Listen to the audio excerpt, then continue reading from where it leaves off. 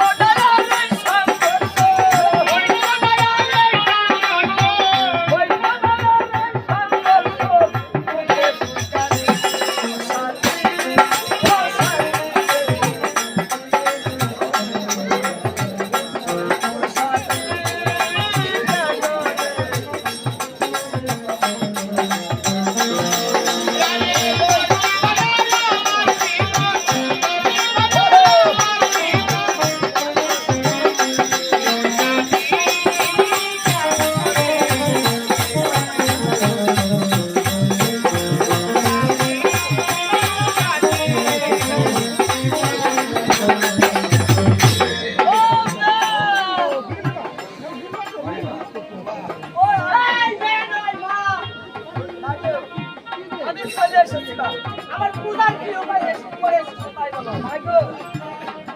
আমি তোমার আদেশ পালন করতে আমরা দুই দাদা গিয়েছিলাম ওই বেহুলা লক্ষ্মী ঘরে।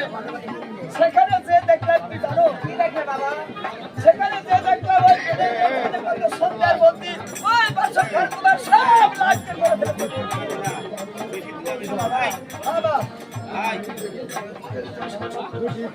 তবে শোনো, আজ আমার পূজার কি সৎকার হবে? আমি শুনেছি ছাত্রপতি 13 নদী পারে আমার কালী দিদি বলে একটা দিদি আছে। ওই দিদি যদি তুমি আনতে পারো তোমার পূজার সৎকার হবে, নসেন আমাদের দ্বারা সম্ভব। তবে শোনো বাবা,